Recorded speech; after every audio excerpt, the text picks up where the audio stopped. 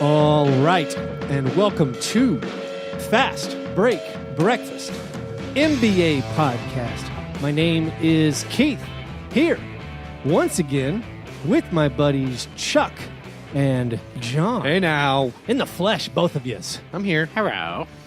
Oh, you get the one of the weird offshoot Tony Allen shirts John is wearing. Did Chris Vernon do this? This is not a Chris Vernon all heart grit grind. This is one of the offshoot. It's the Tony Allen Baba Yaga. Yeah, it's pretty good. What does that mean? It's a John Wick reference. You remember John Wick? No? It's also the Baba Yaga is just like the traditional boogeyman, right? Boogeyman. Okay. It's everywhere now. It's the Kaiser Soze In our post-Wick, the, Wick existence. Kingpin. What was it called in Usual Suspects? It was just Kaiser Soze, but Lock the Kaiser Soze. But it was something like the Baba Yaga. The greatest trick the devil ever pulled was convincing the world he wasn't sleeping with every child actor. That's right. Ooh. Bryan Singer still working. And that's a twofer. That's a twofer. That's a twofer. Where's it Kevin? the spaceman. And it is funny. Kevin Spachemin. I always think that's also a Weinstein production, not a Weinstein production. Oh, I confuse that. It feels like because that was the time of everything was a Miramax. Yeah. It felt like everything in them was Yeah. a Miramax. Could have had the Holy Shakespeare and Trinity, Lust, baby. the producer, director, writer, We dirtbag did. trilogy. Who we have? We have American Beauty. Was that a Miramax? Could have been. I don't know. A Weinstein, a Spacey, and Chris Cooper. That guy's no good. I don't know. What's Chris Cooper done? I don't know. Annette Bening, you pervert. Wes Bentley, Ugh. Thora Birch. I don't know why. Girl from American Pie. What's her name? Mira Suvari? Ludicrous. Mira Mina Suvari. Suvari. Yeah. How about Mira Sorvino? I wanted to say being that. the daughter Of Paul. of Jabba the Hutt. How is that possible? Gross Italian men always have beautiful daughters. What is that? It's just part of their tradition. It is. You're not, Have you not seen The Sopranos? Did you guys have breakfast? Yeah. Chuck's about to have What do you breakfast all have, over Chuck? your Chuck, face. you have things you've brought to the table. So yeah, we got some snacks for the game for the show today. I got is a that? peach flavored Coca-Cola. No. peach schnapps? It's Georgia peach. I want to taste it. Can I have some? Sure, I have to open it, which is going to be a thing now. Oh, it's like a bottle. It is a real bottle. Oh, I need like something more of. We got a keychain. Oh, maybe? these Nuggets are keychains. The Nuggets. This thing is. I'm I actually, got you, I'm fam. opening a Chuck's in Grizzlies. Yeah, my bottle opener. My keys are upstairs. Oh, I just broke that. That's for a rental. Yeah, just Here give we me go. your keys. Tottenham Hotspur. Tottenham Hotspur. Keychain. So Chuck has a bottled Coca-Cola. That's a North London a accent. Georgia peach God. bottled Coke. Yes, and then we And got Pop-Tarts? some Pop-Tarts splits. Should we film this? Nah, it's fine. Okay. We could just whatever. Who cares? Fair enough. You know, at this point, people can just imagine. We do theater of the mind. Black box theater. So we got this. I'm Imagine gonna try. Chuck as Thanos. So tell me Yes. about this Pop-Tart you have, Chuck. So it's a splits. It's got some drizzle. Splitsies. It's a drizzled sugar cookie mixed with a frosted brownie batter, which is the outside. I also want some of that. This looks kind of gross. It's uncooked, which is the only way to I eat think you a might Pop-Tart. need to give Keith one of these Yeah, you for real judgment. like real. I God. like how you. Did I just spill Chuck, everything? when passing the Pop-Tart, the open Pop-Tart bag, did sloppy. it open side down. Real sloppy. Lots of crumbs. Who's on- filthier, your children on the or what podcast, Chuck yeah. just did? Chuck. That's like when my 18-month-old passes the bottle. It's pointed down. No, not down. It's up. F you, like that. Daddy. It's Sorry, Dad. It's Sorry, a cup. Dad. I was just overwhelmed by the flavor here. I'm trying the Pop-Tart. It's fine. It's okay. It's a Pop-Tart. Now, this is dry. We did not. We're not aristocrats. We did not actually pop this tart into Who a even microwave owns oven. a toaster? It's These 2019. are really good. We do. That's a great point about who owns a toaster. Right. Can my phone not? Right. Can Not we get to a toast? point where like I can email toasting myself? I think if you have a Samsung Galaxy, you Yeah. can just lay your bread The on 7? the Yeah. phone. Okay. Let's talk about charging each other's phones with your phone. That's never happening. No one's going to do that. No. Here, have some of my precious phone Who? charge. Yeah. Who has that much excess charge? No. Except for sexual predators. Mother Teresa who are looking to prey would on not people, charge your phone. No way. with Yeah, and like here's a free way to steal my identity, my entire life, which we're now moving to the phones. Oh, I gotta get in this. So I'm party, now boys. going in on the Georgia Peach Coca-Cola. I gotta say the Pop-Tart was good. Oh Haven't had one in a wow! while. Ooh, I give this I'm to with Owen you. Wilson. Wow! You don't need to heat up the Pop-Tart. Oh, I know Caitlin Cooper, the brilliant Indiana Pacers writer. Great. She loves to melt butter over her Pop-Tarts. Wow. That's the only way to do Brilliant Indiana Pacers writer. That is an incredible way to consume. Yeah. I'm with that. I have to try it. I've melted butter on a few tarts. Yeah, I Really? believe it. Chuck, I need to know about flavored Coke. I like Coke a lot. So this is actually peach flavor give it sounds over to Keith. gross to me. the only. I just thought he was going to dump this Coke on the Here you computer. go. Here you go, Dad. Chuck is what in the world? He's a toddler. He just handed me this bottle at like a 70-degree angle It was over fine. a laptop. It was He doesn't know he's doing it. And He a thinks sound it voice. really did look like you were trying it to was punch him with fine. the Coke It bottle. looked like you were trying to throw it on. If that had been in There's no 3D, it would have spill. been You guys- a jump scare. Hey, It really was. there's no crying over spilled peach cola. Mm-hmm. I did the sound effects. It is not as horrific As you thought as it I would would be. have thought. This is actually it's not bad. It's- I don't. Even I had an orange Coke recently and was kind of blown away at how good it was. I don't like peach. It's like a Faygo candy kind of. flavor. Do you want this? No. No, you're on keto still. I mean, okay. Here, All right, so we've now eaten the same Pop-Tarts. We've now drunk from the same bottle of sugary peach-flavored cola. Boys. That's fine. That's foul. No, that it's is fine. very sweet. yes. Well, it's Coke. I mean, it's. Let's see. I haven't had a real Coke in a long time. About a year. Are those Just only very available in the state dungeon. of Georgia? Chuck? Where do you pick 37 one of those grams up? of sugar. No, it was here at the gas station. Oh, nice. I thought I'd pick up some content. That was Well, good. That was John good. did, and that was then good I content. co-opted Sorry it. for all of those of you with misophonia listening to us chew into the microphones. AMSR, It was funny. Well, I was in the Slack, and somebody posted one of their favorite episodes. Those guys are great. So they posted one of their favorite episodes. It was John being hungover, Yeah. and I brought Taco Bell breakfast to eat. The AM Crunchwrap Supreme, Oh, yeah. country sausage, Oh, that was foul. and Keith was so angry that I was eating on air, and so mad he wanted to get through the segment so much. It's now a running set. All we do now is I eat. wish we would do less All of we that. do now is The eat. chewing into the mic needs to not happen. It's a whole subset of culture that people are listening to and We need to pleasuring just themselves to. rejigger this thing and become an ASMR podcast. What does ASMR stand for? No idea. Keith, do you know what it stands for? Audio I don't. sensory Sensory- masturbatory reaction. Is it explicitly masturbatory? Is that is it No. relaxing? I think the only word I know is maybe sensory. Is there a response? Analingus sensory manipulation response. Mental response. Oh no. I'm slowly becoming Let's talk. That was Chuck. That was your breakfast. We all had that breakfast. Yes. John, did you have another breakfast? I did have another I breakfast. don't want to glide past it if you did. I had some eggs with cheese on them. Okay. They were not very good. Why? Were they purchased somewhere or were they created on your own? My girlfriend gave me the rest of her eggs. I was up early. I didn't want to be, but I was because I was trying to beat the heat, mow the yard. Oh, And yeah. I went out. I took 3 steps outside and was like, "Now I'm going back to sleep." And she had some eggs sitting out from her breakfast. So I had a few bites. They were Leftover gross. eggs, nothing like them. Do you know what's worse than mowing the lawn when it's hot is mowing the lawn when it's early and the grass is wet. You shouldn't do that. Yeah. That's how you get rust on your blade. You tell me, old timer. That's right. Some folks call it a Kaiser blade. My breakfast outside of this, I mean, this Pop-Tart was more of a breakfast, but I guess it was just lunch. I started packing my lunch to go to work. Mm-hmm. And, What do you How- call work these days?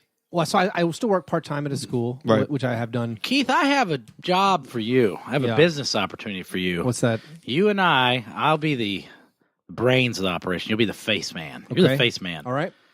Old timey hipster yard care. We send Keith to your house with a scythe or one of those rolling lawnmowers. lawnmower things like they use in The Simpsons. That's a 0 footprint lawn That's care. like zero Mowed footprint. by a real old timey prospector. Right. I do not like working outside. Yeah. This job sounds terrible. Keith, we're No, talking you're just the face. dozens of dollars. You're like the Maytag repairman.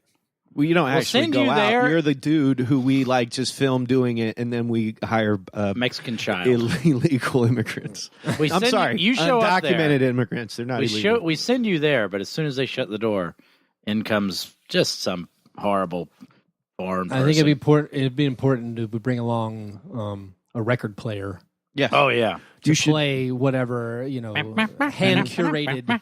And then when you're done, Selections. an old timey Ragtime, baseball we're game breaks mowing out, your and no yard one wears now. gloves.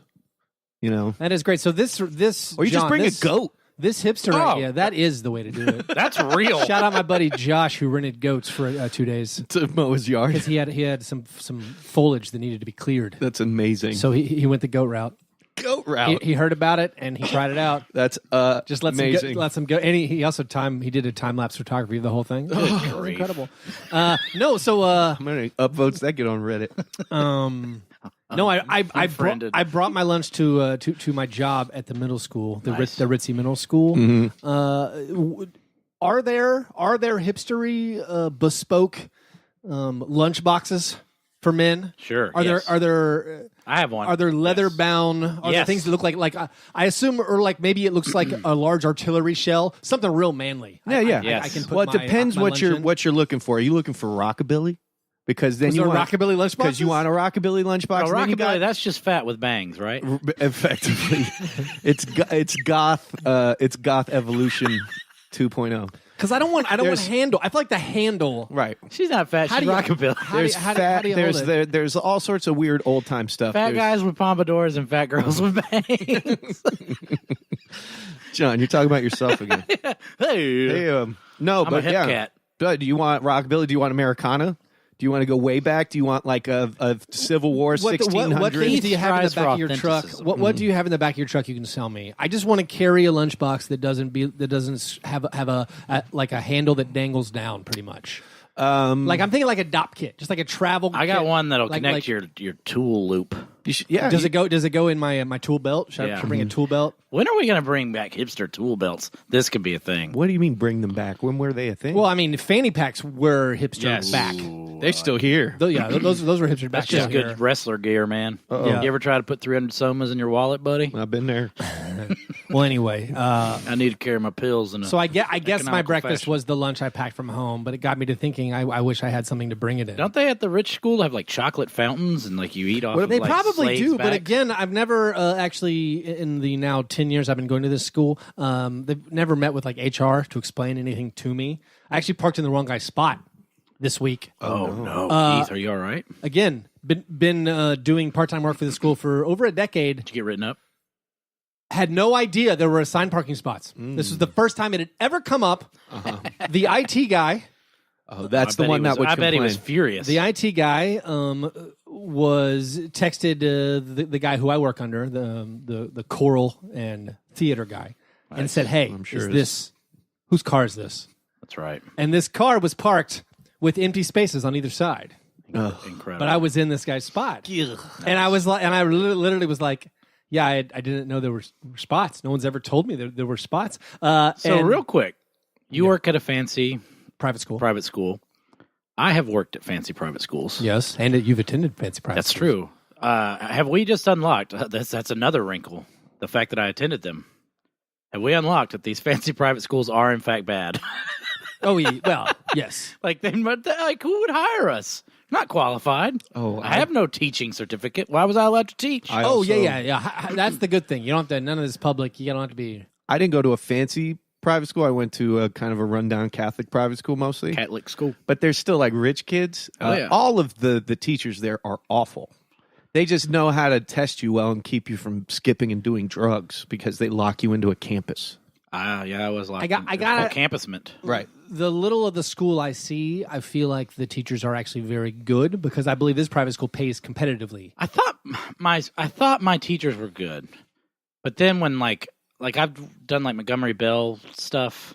I'd say that's like the fanciest school. That's a very fancy boys' school. In and I'm like when I'm working, I'm like, so maybe they were all charlatans because I can pretend to like know what I'm doing pretty well. Looking back, I had a bunch of people that I know were just like winging it. Right. Like I get history worried about teachers. nurses sometimes too, because most nurses I know like have failed at other endeavors first. Oh yeah. It's like, I was going to be a photographer, and then I was going to be like car repairman. I failed horribly, so I became a nurse. Well, you chose we need to get to basketball, Okay. but you chose a basketball player. You chose very disparaging interesting. a Like whole. this person tried to be a photographer, which is a field of art, and then went into nursing. That's a great decision. Right, you should. That's an awesome decision. We love STEM jobs here in Yeah. America. Lots of people who are like, that's We like need less photographers. when I worked as a music theater accompanist, and like the very best students were like, "Hey, what should I do? Should I go to New York for a while? Should I go to grad school?" No. I'm like, you should go to nursing. Like you are very good, but like you should just go to nursing because that's where you'll get a job in America. Anyway, Why didn't anyone ever give me any advice? no, ever that's why as a child? we've been over this many times. That's why we have a podcast. Yeah. Everyone told us, no, follow your dreams. You can do whatever you want. That was a big stupid mistake. advice. My mother actually tried Get a to real stop me job. from going to college for a while. She's like, "Why don't you like take 2 years off, stay here? We'll figure out what you can do, and then you'll go to college." My dad's like, "No, get him out of here. He's 16. Leave." Anyway, let's move to our breakfast in bed apologies. This is the first time we talk about the NBA sometimes. It is our chance to make right what we might have gotten wrong on any previous episode. Does anyone have anything they need to apologize for? Yes, My John? picks have been flawless thus far, so let's move on to something we probably should all apologize for. I'm sorry, James Harden, that I doubted that your eyeballs got lacerated horribly. I think that's like, the entire world. Yeah, I think we all owe you an apology because your eyes at the end of the game and at the next day are like 28 days later, nightmare zombie horror eyes. Like Lucio Fulci, what happened to your eyes? I live above a haunted house, and I see a lot of those eyes in teenagers who volunteer there. Right. Yeah, they're usually contact lenses. Yeah. Which, if he went and had those fitted, good work. And I was watching Tom Savini-esque. I was watching that game, and in the fourth quarter, when that stupid cover happened, Oh, sorry, Chuck. I'm watching. talk about that. I'm watching him blink, and I'm just going, "Come on, we Yeah. get it, buddy. We get it. Enough with the blinking, Harden." Our entire Patreon-only Slack chat did not believe. I was not sold. The entire Well, that's the boy who world, called when Wolf. he was laying on the ground. You're like, come on. The boy who called foul. And then you're like, oh, there's blood in his eye. Ew. Ew. Both eyes Yucky. bleeding. Yes, tears gross. of blood like Jesus in the garden. If I ever had bleeding eyes, I would run screaming out of that arena like George Costanza at a fire. Yeah, Like there would be nothing to save anyone from me. Gethsemane eyes. So that's similarly related to my apology. My apology is to also James Harden for ever thinking he was good at playoff basketball. no. I picked the Rockets to beat the Warriors. It was a weird one. I thought the Warriors' lack of depth, Huh? not having big guys to play, Boogie go not even bye-bye. trying to play defense, you're not sure if they could do it. I thought the Rockets were in position I to got bad pounce news on for that. you, Keith. Kevon Looney is like Clint Capella with a mid-range shot. Clint Capella has pulled out his Rudy Gobert hands for this series. Oh, ha. But Can't those catch anything. Well, but, those lobs shouldn't be thrown anymore against the Warriors. James Harden, who actually hit a few threes after having his eyeballs scratched. I talked about it last week, how I thought the Jazz played themselves Oh, yes. by not letting him shoot threes. right. You want him to shoot threes. He is notoriously He's been horrible in the unclutch. playoffs.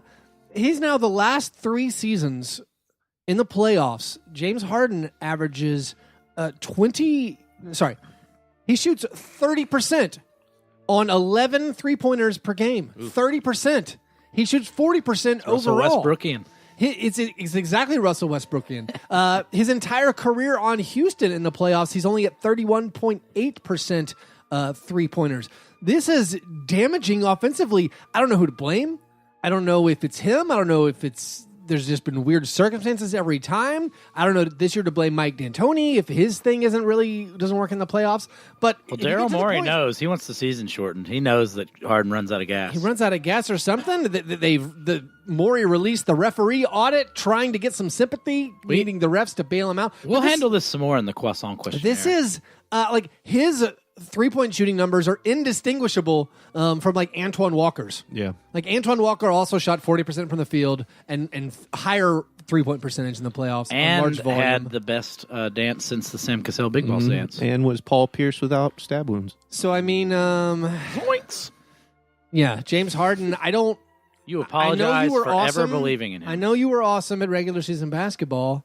I apologize for picking you to win this series. Sure, you get to go back home. Maybe it's time for the Rockets to rally. No. But James Harden playoff basketball, the evidence is there's a preponderance of evidence that not that good at it. Mm-hmm. I don't know what it means. I don't know how much that affects his legacy. Like, do we talk about it? He's got I feel a little. like he's got a long career ahead of him, so He's still pretty young. He can fix 28. this. Yeah. He's not. He's just now hitting his physical peak, and he's not going to get worse unless he gets injured. And I think his, he's got a ceiling.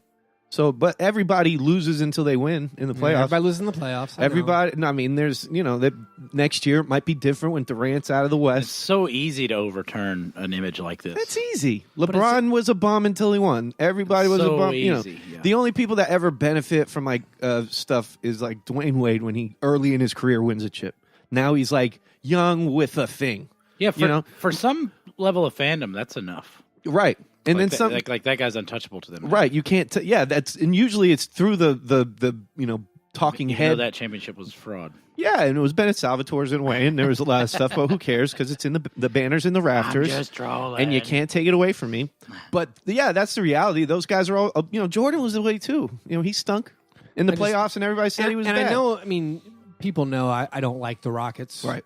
When I'm cheering against them, I'm still terrified of him. Oh, because he still gets. It seems like he gets wherever he wants to go. When he he scored- started abusing Looney late in that game, it was hysterical. I was asleep. Oh, Yeah. there were He 3 checks out. straight drives where you've never seen anyone get beat this bad ever in your life. But just staring like as I do, and I know the game is played on the court, not in the basketball reference pages. But when I'm staring at basketball reference and I see last year he shot 29.9%, missed 7 threes per game. The season before he missed 7.5 threes per game at 27.8% from three, and this year again, he's on fire shooting 33%.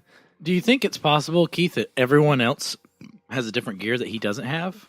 Because Chris Paul is definitely playing playoff basketball. Yeah, And has definitely heightened his game. And maybe Harden just kind of, this is where he's at, and he doesn't adjust to the... I don't know. I think the only benefit, The if magical you're a realism. Rockets fan, is to say, hey, he's been cold, and he'll catch fire when we go back home. And that's, when we lose at home, then we'll They have are to worry. Done.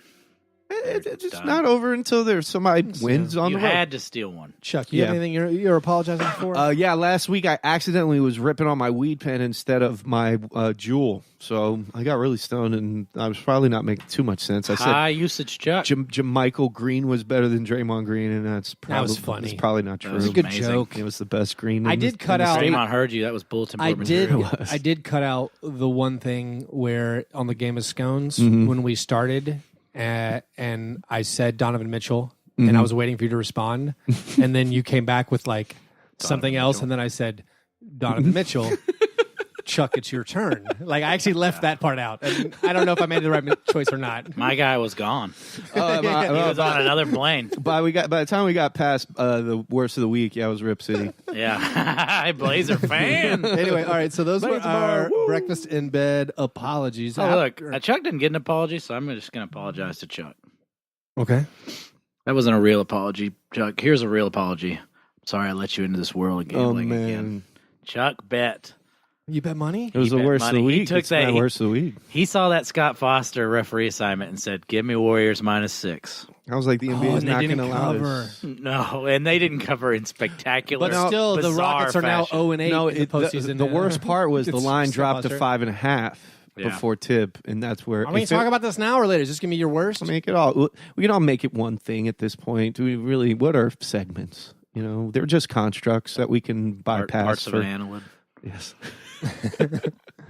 No, yeah. I was watching that game. I was like, okay, through all the tomfoolery with Daryl Morey putting out a report about the 2018 finals and how the refereeing affected the final Western Conference Finals outcome, and then Turns out none of this mattered. Adam Silver Gronk spiking and saying, "Oh yeah, you guys want to complain? Here's Scott Foster, who's historically bad, who didn't end up like." That was weird. He kind of called it the other team's He favorite. was he's like a road team guy. Rockets, yeah. Foster always is trying to he's always doing some really dumb stuff on the road. And yeah, so I was like, I'm putting money on this. This is the one I'm just going to bet with my gut.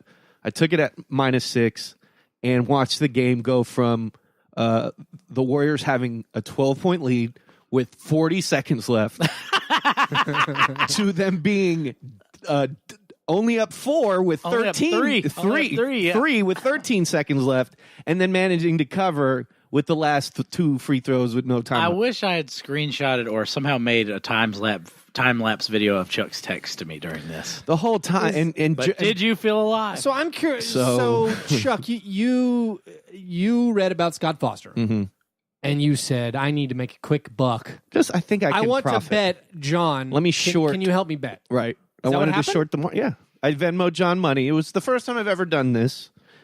We've gambled before, but never like with a bookie. Will you place a bet for me? I say absolutely. On the day and then betting I just becomes take Chuck's legal, money and assume he'll be wrong. Yeah, that's what he did. I'm sure that's what he did. He didn't like my money. So John, you just took his bet. Correct. Right. You're like, yes, I will pay your bet. Yeah. If I need. Absolutely. Yeah. I will take your action. Yes. Absolutely. Yes. I like that. Which wasn't a bad call. So what are we going to do? Pickle has been in jail for some time. John, what are we going to do? I wanted to talk about this later. Now is the perfect time. The Tennessee Gambling. state government has legalized I'm online sports gambling. I'm ruined.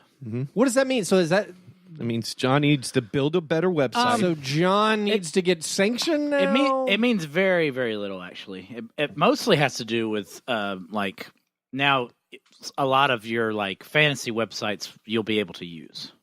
Right. That's and like Yahoo will be screaming at me to bet money on things now? Yeah. It really doesn't mean very much. The only thing, it hurts guys like me and Pickle because a lot of people who had no other way to bet didn't want their wives seeing like betus.com on the credit card. Right. They can Apple Pay it. Away. Yeah. Yeah. So that's about the only thing. So I think it's gonna affect me because I'm someone who has never never downloaded the Bovada app, or I don't want to do whatever it is. You don't like getting checks from Beijing, China? Right. So now I assume like DraftKings will work no problem with my bank or something here. Correct. Is that how it's going to go? Yep. You know what we need to do? I'm going to work on. We need to get that DraftKings money Absolutely. back in the show. Yeah. Just saying. Pump it We can in. do it. And we can become Fast Break Breakfast gambling podcast. We could be DraftKings. Easily. Fast break DraftKings King breakfast. Oh, yeah. DraftKings King Draft Breakfast DraftKings Draft. FBB, FDD, FFDBF. DP'd. Yeah, so we'll just do that. Anyway, let's move to our listener submitted questions. Oh. Our Patreon questions, the Croissant Questionnaire. Any questions? Yes. Are you going to finish that croissant? Knock yourself out. That croissant. Finish that croissant. You guys want to kick this off with a bang? Sure. Please, yes, do it. let's. I will read a question by the one, the only Texie Mister. Oh. And I'll read it in the only way I know how to read a question by Texie Mister. Like NoHo Hank? And that is in the style of Werner Herzog. Oh, Antunes NoHo Hank. He asks, will the cycle of we watch the regular season of the NBA and marvel at the numerical and statistical feats of such players as Jimmy Harden, Russell Westbrook, All-Star Nikola Vucevic, Raptors DeMar DeRozan, etc. before coming to this yearly April conclusion? Oh, yeah, right. When most teams and players play with medium effort and mostly care about being healthy and fresh for the playoffs while winning games with a third quarter, 85% effort spurt, those humans definitely put up some remarkable numerical feats, then realizing, all right, when teams scheme and play defense with intensity for longer periods of times, those guys do not contribute to winning at all, or are 0-15 to start the game and 0-12 on three-pointers, shells of their regular season self by game 3 of a series. Every ducking season. Really amazing, versatile, defensively skilled humans like Kawhi, Tim Duncan, LeBron, Paul George, when crushing DeMar's soul, Draymond, and so on, are much more valuable players in some people's eyes, better players when everyone plays harder, longer. Give me Draymond over Harden all day, within the right context, of course, but in more context than not. Ever be broken?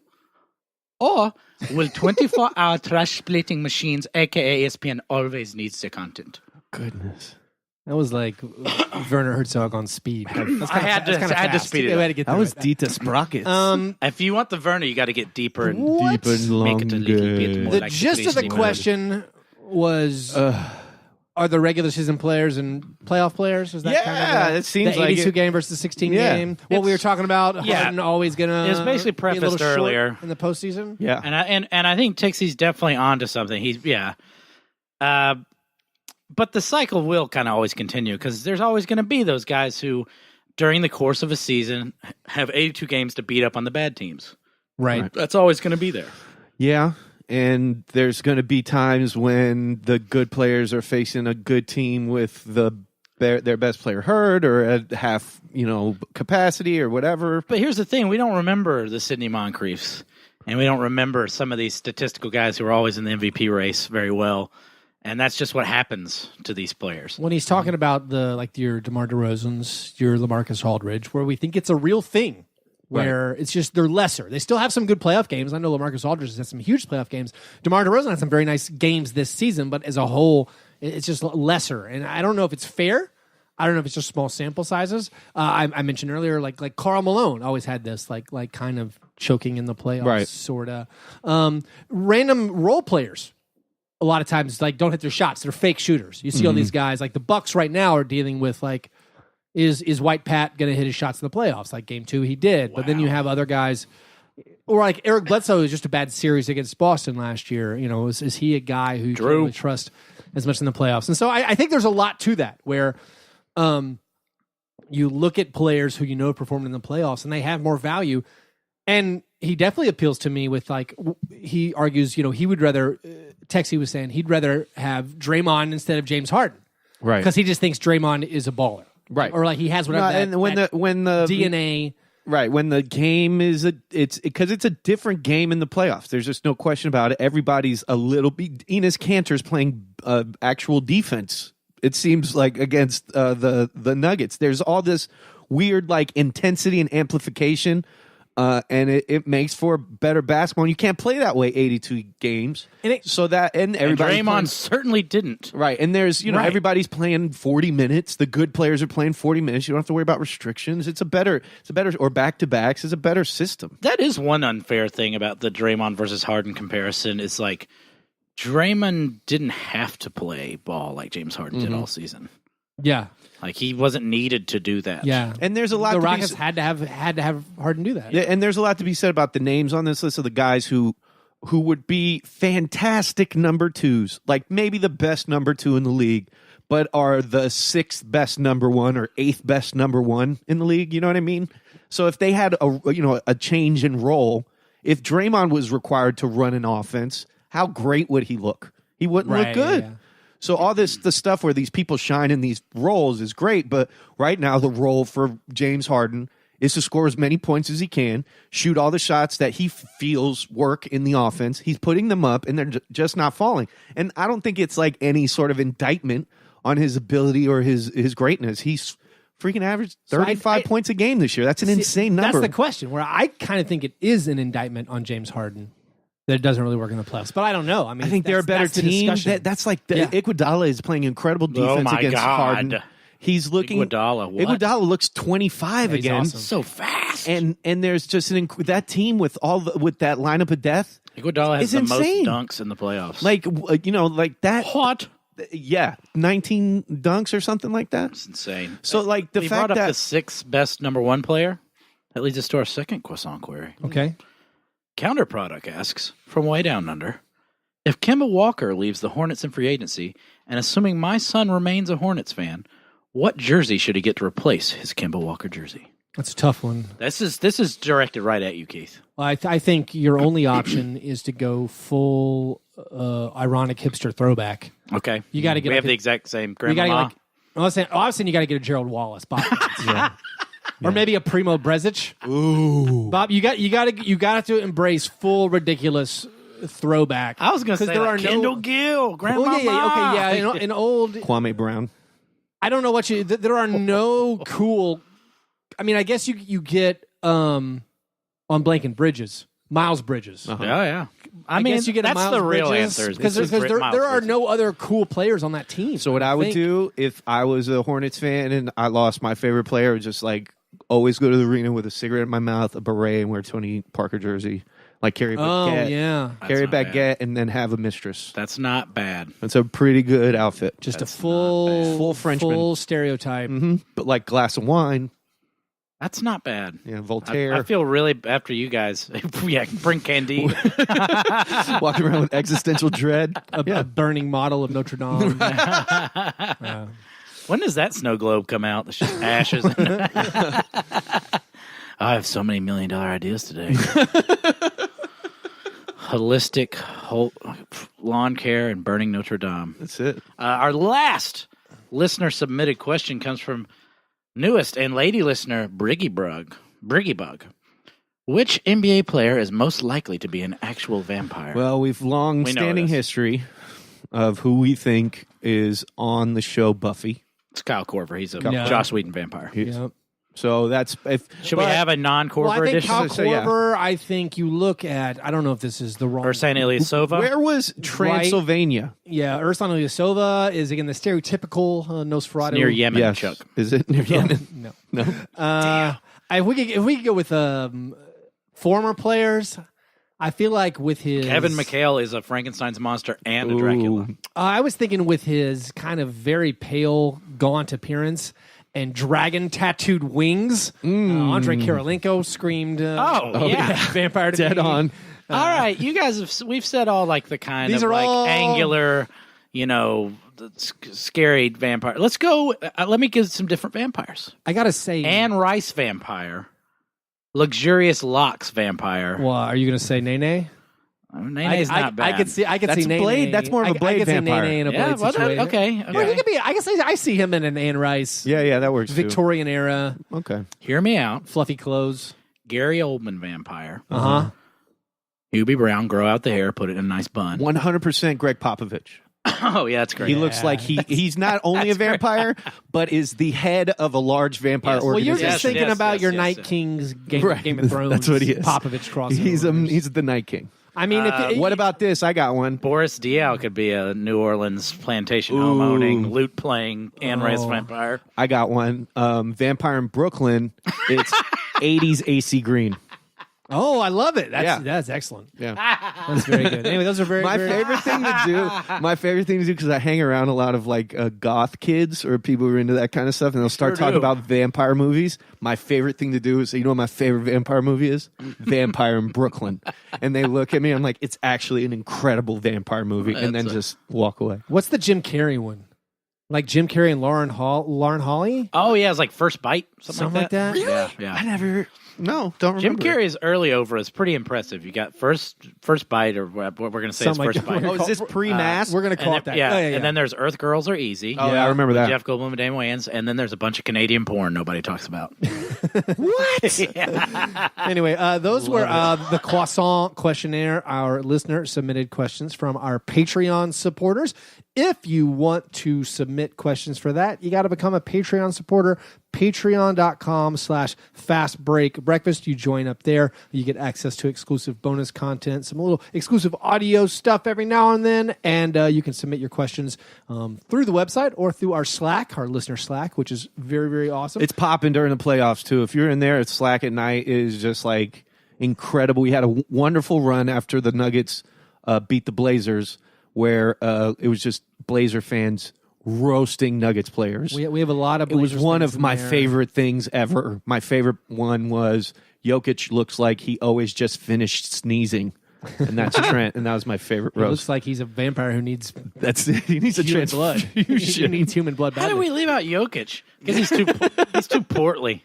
It looks Right. like I've always said he looks like a guy, like an undead who just turned. No, yeah, someone who hasn't quite. right. He's very Resident He's Evil 4. been Go bitten Hitler, by go the Hitler. zombie, Right. but hasn't gone full zombie yet. He's- He's like, guys, I right. need some help. I need some help, guys. It's that last moment with his I think I got some of the girlfriend blood in my mouth. where he hands her the loaded gun and goes, "You got to do it." Man, there was a photo I tweeted this week that like it was like an Instagram filter on Jokic's arms, just cadaver looking. Just like they're all like all nicked up. It looks like something from Game of Thrones. He It's does like, look oh, like man. a walker.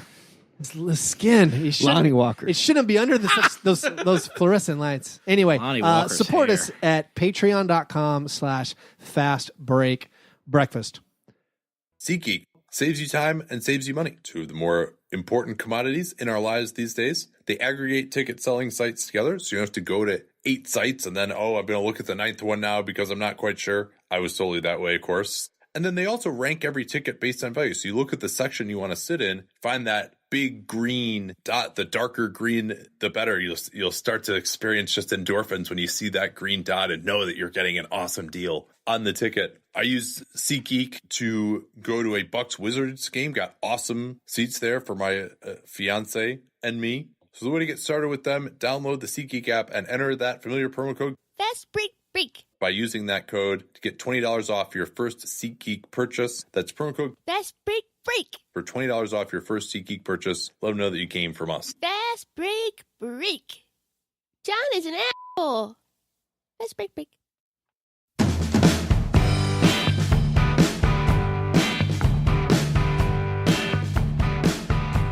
All right, steak and eggs. Best thing. What's the best thing you saw in the last week? Gotta be Scott Foster flipping script, calling no fouls, no unfair fouls, entire game. Shut up, John. Until the last 3 It seconds. was all narrative. It was the worst game. It was all people's made-up narrative in their brains. No, I The mean, Foster stuff. The Foster stuff was real. Like, them against the spread, 0-6. Oh, right. No, that stuff's with real. Foster. Yeah. But, like, people are like, you know what? That game was pretty well officiated. And now it was 0-6 fine. and It was 1. the same officiated as the game before. Well, it was like, if you looked at the calls, it actually was in the Rockets' favor. Yeah, it's like I don't know. I feel like everyone honestly got shamed how much they thought and complained about the refs. Right. But after that game, they're like, oh, it was fine. Yeah. Like the weirdest ref games I've seen so far. Game 7, Spurs Nuggets. It was just like a free for all. It was. But it was awesome. No one hit a shot. It was great. And that's okay. Like, when the refs are like all on the same page, I think that's fine. Well, so like they were, again, that was not the argument in the Rockets game 1. They were on the same page. Right. They weren't calling things that looked like you were fishing for a shooting foul. Well, I still think it's nice that I don't understand. I don't think it's narrative for me to expect when Scott Foster is given the call. Well, so for me to expect to not hear his name called all night. that's That's fine. not but like, narrative also, for that but to also, happen. like they assign the referee assignments are already made. Right.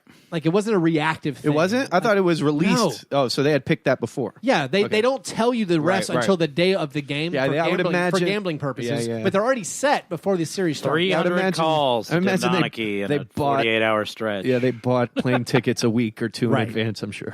They got to book the hotels. I don't have a Tim Donaghy bat phone. No. Just slid Yeah. down the pole. Well, that was it. I'm here. Well, then I was wrong about that. I thought it was No, it's literally. fine. I thought it was Adam Silver going, Chuck, here, you guys. weren't wrong, and you weren't right. I know. it's You good. pushed. I did. I pushed. Which is the No worst. one wins. Which is the worst. The other game I thought was actually really weirdly officiated was Game 1 of the Bucks Celtics. They weren't calling anything. Yeah. I mean, obviously the Al Horford destroyed Giannis Antetokounmpo. A lot of that was like, oh, we're going to collapse on him, and there's going to be no fouls, and this is great. And the Bucks could not adjust. This makes me begs the question. I've thought about this a lot lately. When the series are more or less physical, which teams do you think are benefiting in these series? I've heard a lot of people say, specifically in our Slack chat, that like the Blazers benefit from a more physical game, and I'm not sure I believe that.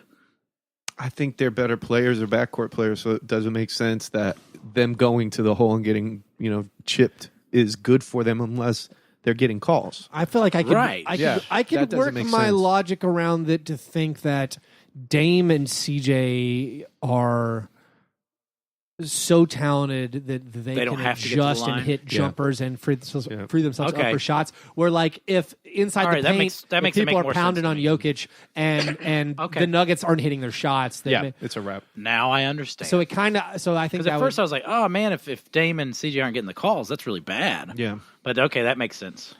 Because They can shoot I from don't know. 40 I don't feet. know. I don't know who in the Sixers Raptors series. I don't know who it would favor. I kind of feel like it would favor. I think the it'd favor the Raptors. But I don't know. I think both of those teams kind of evenly match, like physicality wise, so it's not much of a thing. If there's not one finesse team, obvious finesse team. The Warriors. Oh, there's a finesse team. I mean, The Houston Rockets. that's what I'm saying. The only one Or a team I finesse can team. think that I can think of is a short team that relies on free throws and corner threes. And I'm putting as much English on the word finesse as I can right now. Yeah. No, they're tiny, and that's their downfall right now. They don't have the length really to do any of the defensive switching stuff that you need with Golden State, and they're getting ripped apart. But the series isn't over.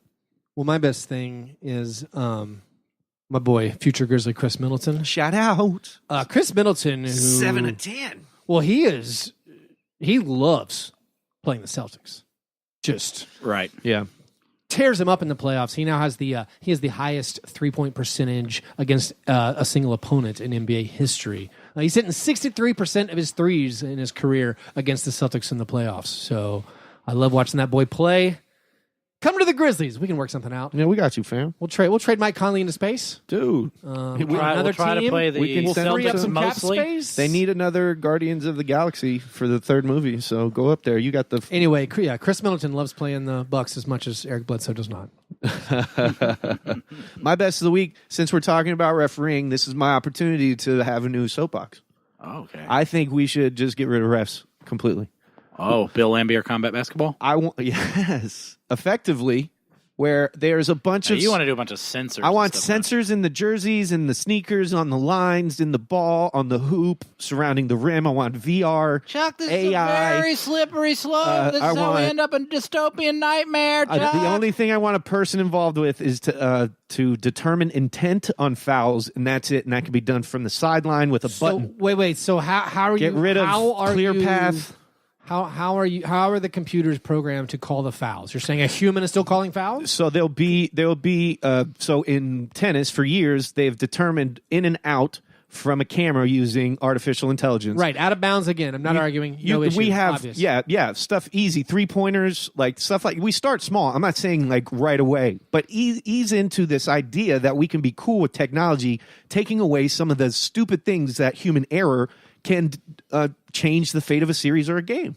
So, like, this isn't a really silly idea. It's used in other leagues or other sports, but I think it's something that eventually you can have a camera determine when two bodies collide and who's the one responsible for the collision. That's why. No, so why I think it's not impossible. If one of those Sloan conference papers would be about how you can teach a computer to call a foul when a dribble is concluded and when the gather step is over, because this seems impossible to me. Right. This is like when you're watching the Giannis dunks in slow motion on a fast break. You're like, well, when did he pick the ball up? Because he picked it up because it's still a dribble until it's not a dribble. Right. So that's hard. That's really hard. The reason why I think this might not ever catch, especially with like dribbling and traveling, those kind of calls, is because the game will actually be called properly, and it may end up creating a problem for the actual sport. Here's what they should do. The NBA, like they should review all their games, play by play, not miss anything. Tally every single foul and violation that occurs to the strictest letter of the law. Tally that up. At the end of the season, you take the fouls that were called right, and the violations that were called, the ones that were actually called, you add them up with the ones that weren't called. The team with the lowest number is NBA champion. That's it. Because they played basketball correctly. They did it the right way. They played basketball the most correctly. They did the least amount of fouling. There is no argument. They played basketball the best. They're the champion. The best thing about that joke is I knew where Keith was going from the second syllable. I know, it was great. From the tone, I was like, oh, really letting man. us build. I thought he was going to slip in a play the right way at some point. NBA referees are better at their job than anyone who tweets about them. I understand that 100%. We can make it. We can make it. Violet Palmer is infinitely better. Violet Palmer was better at her job than I am at podcasting. Than anyone on Twitter is that's complaining about the referees. Yes. No, I you have to beat out so many people to be there. Yes, the barrier of entry and the competition and the level, and in order to be good at that, you have to have a consistent. Also, track everyone record. Wait a minute, NBA referee beat out who? What do you mean? To become an NBA ref? I mean, there's a group of people. I don't think that's. I I think it's like just a network of dinguses. That's like definitely how MLB umpiring is. No, it's like my dad was an umpire. Now I'm an umpire. So that's the thing. I don't get how people watch other sports, right, and then complain about NBA refereeing. Oh man, that's what I don't get. Or when people are like, "Oh, NBA refereeing is worse than ever." It's like, have you seen all these famous finals highlights? Right. Like, Isaiah Thomas got tackled on the final play of a finals, or like, there's fans on the court and all this stuff. It's like, I don't know. Do you remember that perfect game that got ruined when the MLB? Even Yeah. I remember that. Yeah, Florida Marlin. Yeah. No, it was Detroit. It was a Detroit. It wasn't. Oh, you're right. But yeah, that guy sobbed in the post. He after he saw the video and he just cried uncontrollably, and like that kind of stuff can be removed. Guys, would you guys be screwed if you were a ref? Because I would get into the underdog.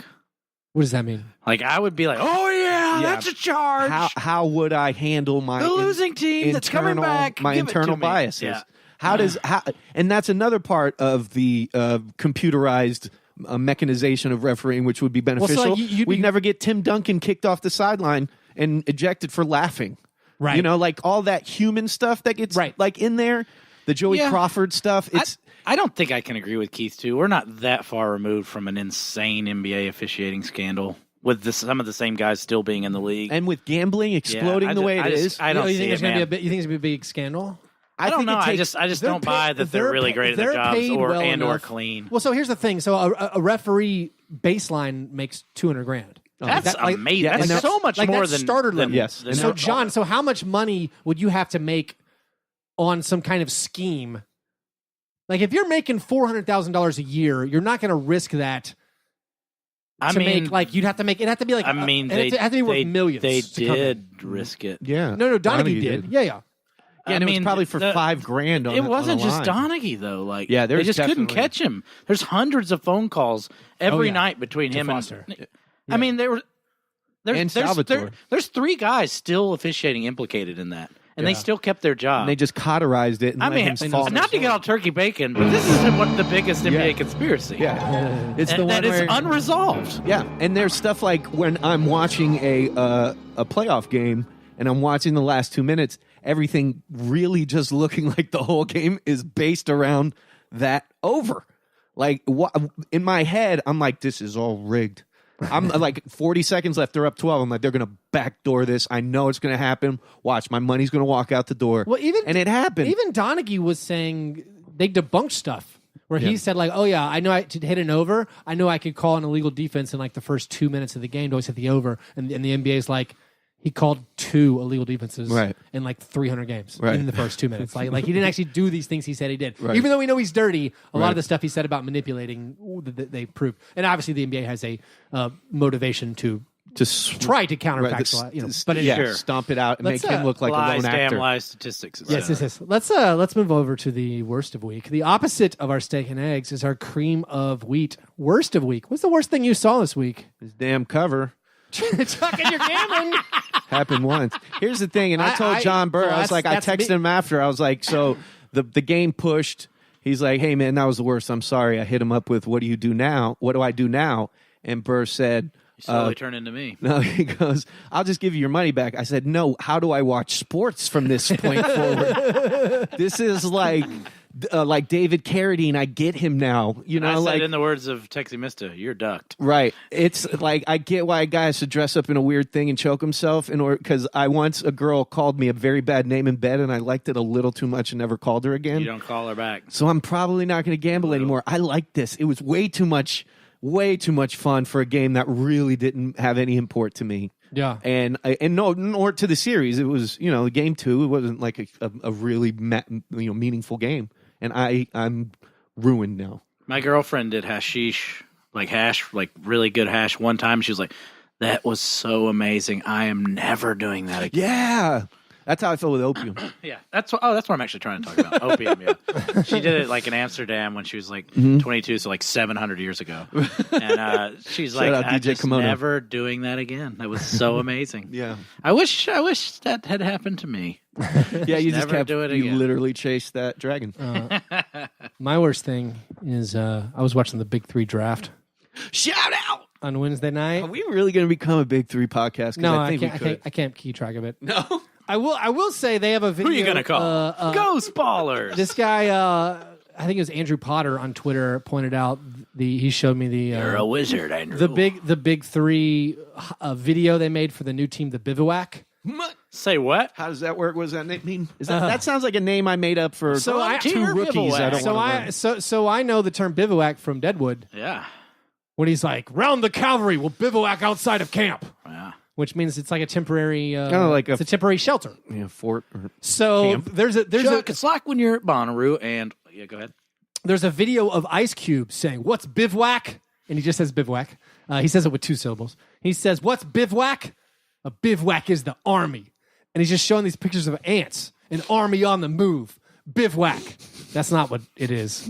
But that was the hype video they made for it. I thought it was great. It was Who are you? Ice Cube. Ice Cube was doing the voiceover. Ice Cube. What is bivouac? Children's film actor. Anyway, I was watching Are this we draft. there yet? Greg Oden got picked in the first round. Shout out. But my worst Pick him thing for the length. My worst thing, Josh Selby, Hakeem Warwick, and Stromae Swift all undrafted, didn't make the league. How is Hakeem Warwick still alive? Very sad. I kind of thought this was going to be Fab Mello dies and Hakeem Warwick gets to live. Yeah, that's not. Stromae Swift was from Shreveport, Louisiana. He used to come home when he played at LSU, and I would drink daiquiris in his vicinity. Oh, nice. Stromae Swift's still on my top 10 favorite Grizzlies ever list. He is still top 10 in the Grizzlies franchise in win shares. He was humongous. All right, podcast over. John, the front door. Is that real? that's true. He's 10th. When you go to the greatest Grizzlies on basketball Yes, reference, all right, he's still number 10. An amazing franchise. Vomiting Just an everywhere. Unbelievably good. Vomiting out of my franchise. nose. Unbelievably good franchise that had 16 former players in the Big 3 draft. But like Sam Young and Dante Green got taken. But Ed Davis, you're on your I way. guess that's my worst thing. John, what's your worst of week? Stromae Swift being in the top 10 of Grizzlies win shares is my worst of week. Well, really, I have 2. I'm of 2 minds. Yeah. I am very upset about the Warriors being revealed to be Thanos, i.e. inevitable. Yeah. And that is happening all over us. They can snap their fingers and win every game, or at least half of them, very easily. And then also, it is deep, searing pain to watch Marc Gasol on the Raptors. Oh. Not enjoyable. I saw people saying this, and not enjoyable on any level, and turned off one of the games. So the game 2 was a painful game for. Well, Marc Gasol just very, very passive. Yeah. He scored, I think, 5 points. Well, yeah, But he's not there to score. He's still. Joel Embiid averages still 14 points in his career per game against Marc Gasol. Yeah. It's not bothering me because he's doing poorly. It's bothering me because he's such an instant cog in the machine that's going to win them the Eastern Conference. Oh, so you're saying a happy? Yeah. No, Oh, I'm not happy. I I'm want him to confused. be on the What's the- Grizzlies. I wish Texie was here you because took me for a ride there. I didn't know what you're talking about. It's like the opposite of Schadenfreude. It's Yeah. like you're sad to watch someone do well. Gasol and I'm Florida. Gasol I had some of that, John, where I'm like, would I see him? Because I see people in Grizzlies Twitter criticizing Gasol for not shooting. Whatever. And I'm like, are you not seeing, one, No. he's stopping Joel Embiid. Yeah.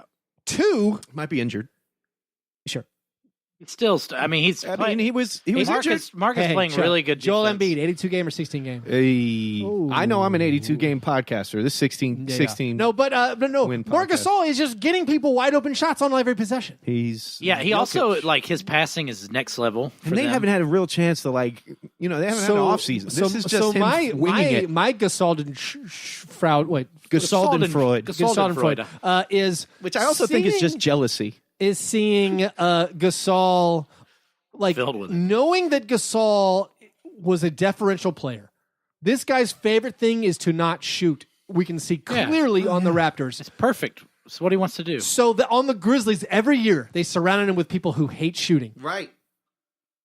Yeah. So that is where I'm getting upset thinking it's about just it. torture to watch him Yeah. thrive.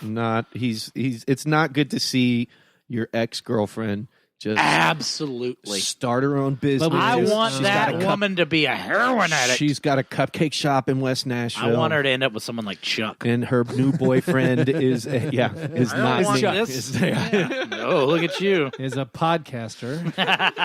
Food truck owner. That's pretty terrible.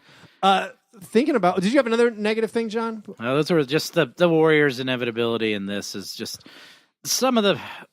I was enjoying the playoffs a lot, and it's turning on me.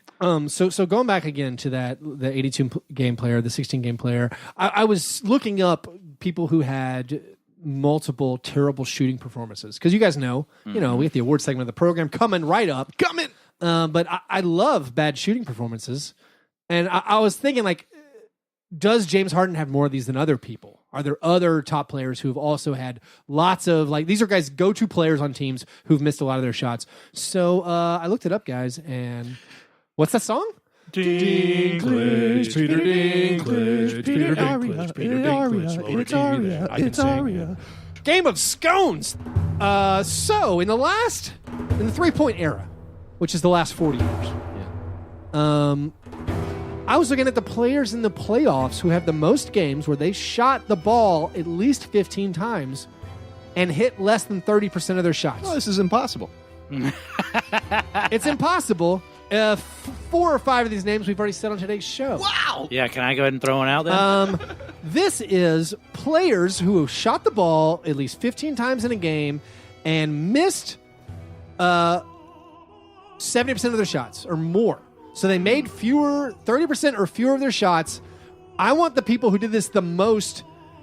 We're only looking for players who have done this 7 times or more in their playoff careers. So these are all very well-known names. Okay. Very well-known names. And the scoring system is as follows. If you get a player who's done it 7 times, you get 7 points. The person who's done it the most, Man, I love these twists. 2 people have done it 13 times. Holy. Wow. So these are players who have shot at least 15 times in a game and made 30% or less of those shots in the postseason in the last 40 years. I'm flipping a Grizzly. Yeah, we got to flip a coin for this. Coin Yeah, the thing. first one is First one. very easy. Grizzly face up is going to be Chuck. It's face down. John Kobe Bryant. How many times? Kobe has Actually, I done don't it know. 9 times. 9! Here is the bizarre Kobe stat. That's 9 points for John. Wow. Here's the bizarre Kobe stat. The Lakers were 5-4 in these games. Winning record. That's bizarre. Of all the people who have done it at least 9 times, he's the only person with a winning record in those games. But that's 9 points for John.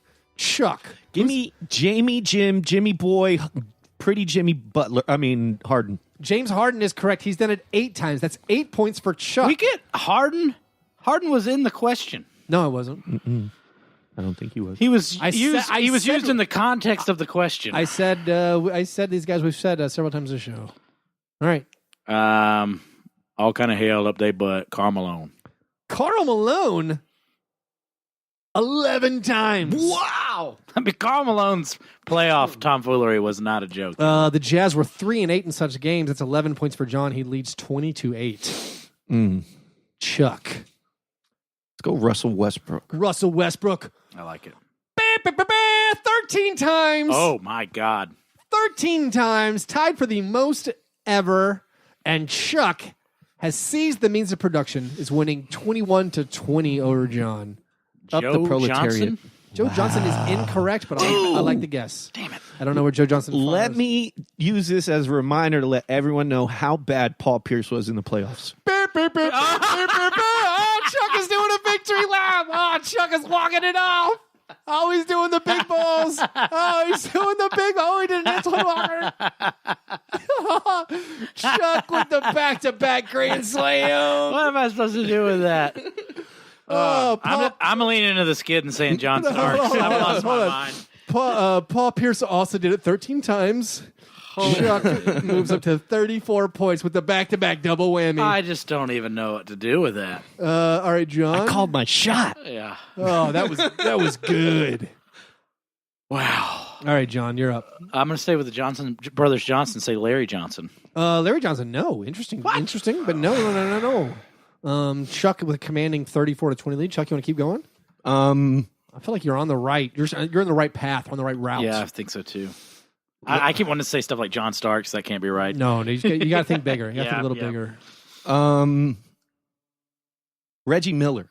Oh, it's a good guess, but no, Reggie Miller is a good shooter. Reggie Miller did have one of the worst playoff performances ever, though. I just think he had the most games. He had a finals. Yeah, and he was He had an all-time iShop finals. Unreal. Like maybe the worst.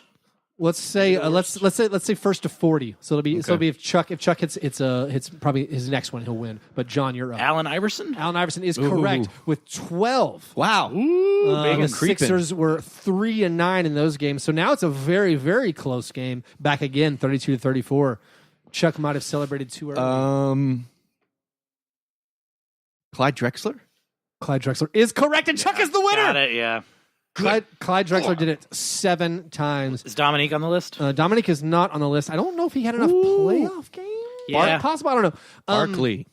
No way. No? I mean, in late 10 Houston? times Carmelo Anthony. His Carmelo teams, was my next guess. So and you were clutch. And his teams. I don't think that would have got me there. His teams had the worst record, 1-9. Yeah.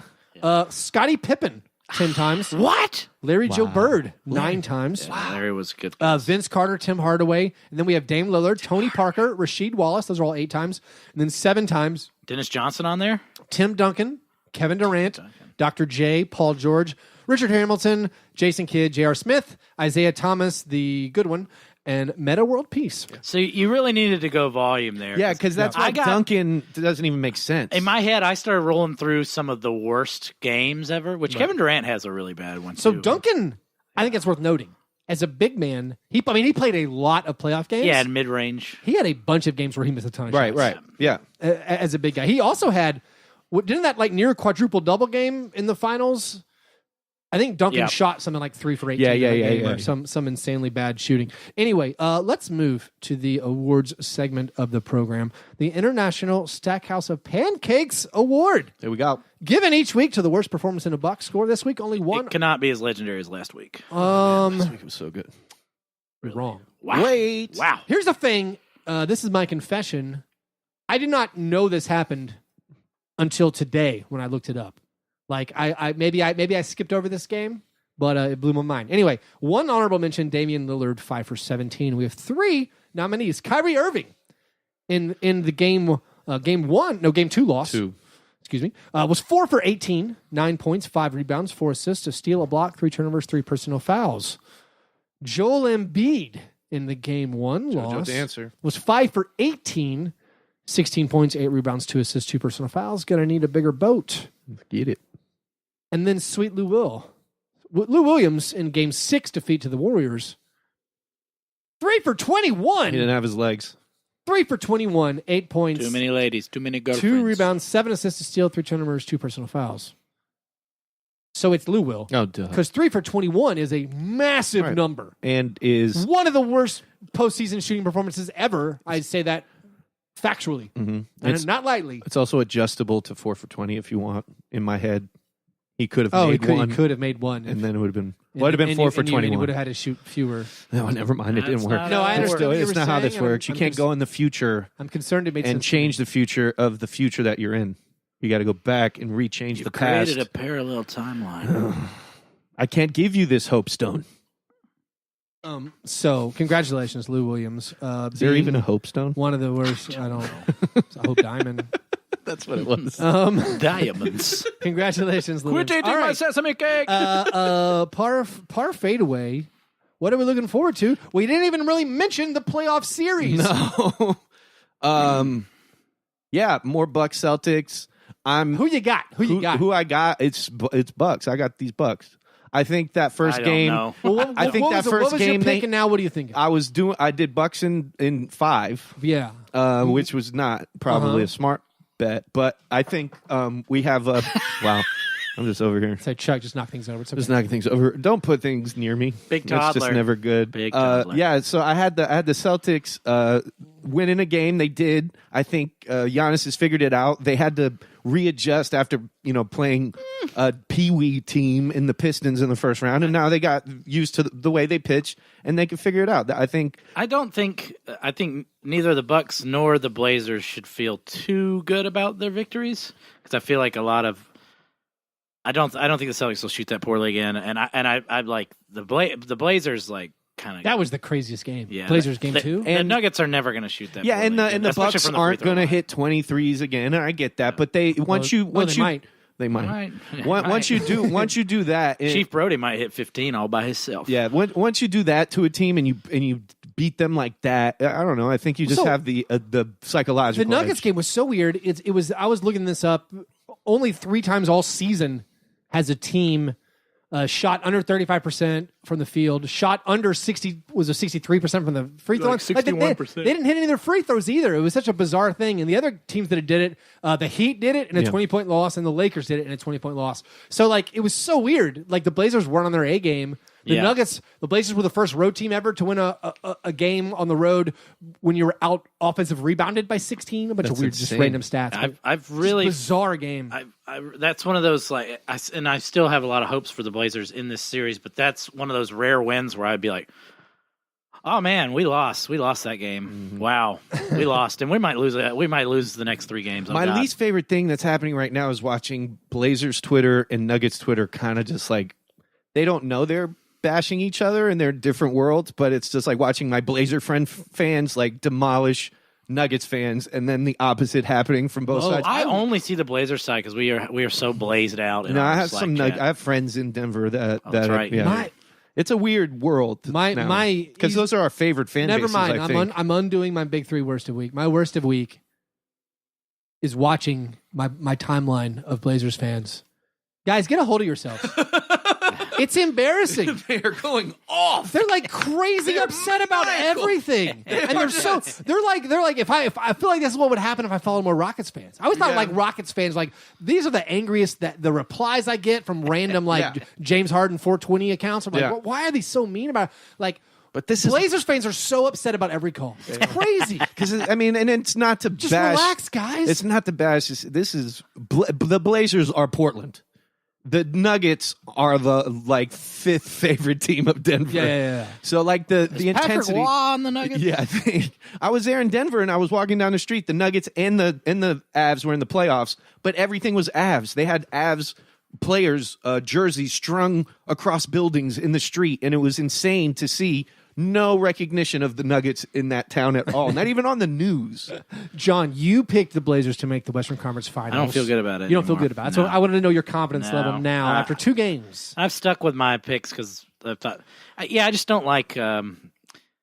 Do not like how the games have played out in those series so far. I mean, Rodney Hood has been great both games. Yeah, no, I don't expect that to cash. Mo Harkless might be out. That is devastating. That's kind of sad. If you told me that the Blazers get a win without Harkless, I would have told you you're crazy. So that's good. But again, the Blazers gave the Nuggets every opportunity to get back in that game, and the Nuggets just missed every shot. I can't believe the Nuggets were in that game. Although I'll tell you, I will say this to talk out both sides of my mouth as usual, and to give Nuggets Blazers fans more hope. Nuggets shot selection is very poor. Yeah, and Jokic can't be that tentative every game. It was a weird game. Really was. I picked the Nuggets to win in 6. I feel like it's just going to go 6 or 7, and I don't know who's going to win. I have no idea who's going to win that game. At the very least, I like both teams, so I'm enjoying it. I like both teams a lot. It's kind of funny. It's the exact it's very dichotomous. You've got on one side, I hate the Warriors and Rockets. Yeah. I'm rooting for the Rockets just to have something break up the sameness, and then on the I wish Nuggets Blazers NBA Finals would be great for me because then I could just chill out. Awesome. And then and like I said, I'm having a hard time even watching Raptors Sixers because I got my 2 favorite players banging out against each other. I don't know who I want to win. Hot. It's not. Banging out, buddy. Maybe I'll just think of it that way. Yeah, just think of it as a very sensuous dance. They're doing the samba. It is a sensuous dance. It's the forbidden dance. Those guys have footwork. They do. Man, I bet you Mark knows how to salsa. Absolutely. Bachata, merengue. Knows how to eat a lot of salsa. I'll do a part fadeaway, a very brief Grizzlies epilogue. One, we're having a lottery watch party. What's up? It's going to be amazing. So on May 14th, which is less than 2 weeks away, on a Tuesday at 7 at the Mainstay, we're going to get together and give away some Grizzlies prizes. This is going to be a very bizarre, funny party because there's like a 74% chance something, whatever, mediocre happens. There's a 26% chance they jump up, which is great. A chance. Which is great. Mm-hmm. But it's also, it's a lottery party where nothing technically bad can happen. Right. Because they can't drop. Because once they drop, they give the pick away, which we want too. It'll be wild. It wasn't like last year where we were like, dang, we could have had the number 1 Last year was disappointing, even though it worked out with Jaren Jackson Jr. But that'll be very fun. There's going to be drink specials, probably a free beer. First drinks on us. First drink, come on out, have one on us. Plus, we got some great Grizzlies giveaway things. I got to resupply. Hit the resupply from Prop Joe. Man, you got a Mainstay is a basketball bar. You read up. Oh, that's bad news. Also, the Grizzlies should have been your worst of the week. I thought about bringing it up.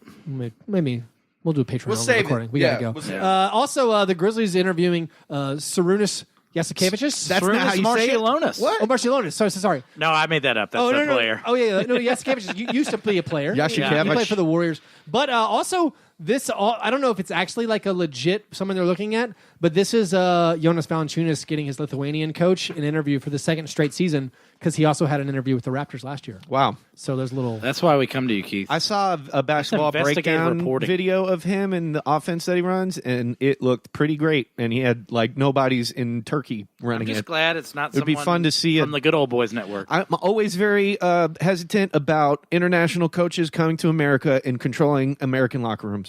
And I'll just state that up front. I just don't until I see it I happen. like a I good won't believe it. xenophobe. Thank you, Chuck. I mean, it's not xenophobia. I just think there's David Own it. Blatt didn't last long. Blatt didn't last. David Blatt's Kokosoff from Jersey City. Kokosoft.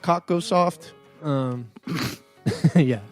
So yeah, that just doesn't work. It goes back to when I was learning algebra I didn't in wanna laugh 10th at grade that, and I from a did. Russian guy named Mr. Tiberkov, and he couldn't control our classroom, and we were good kids. And Not good kids. we were all honor students. I bet you and he had. we I bet he had an ruined. easier job of it than I had. A very effeminate teacher named Mr. Peterman. That's hot. I'm sure you were very he had a good to rough him. time. Anyway, if you want to support our show, do that at patreon.com/fastbreakbreakfast. You can follow us on Twitter at fastbreakbreak, like us on Facebook and on Instagram. All right, you guys are the best.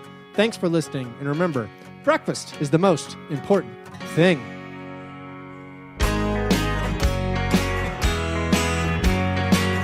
Yeah, never apologize for being G&G. Fast break, man. You understand?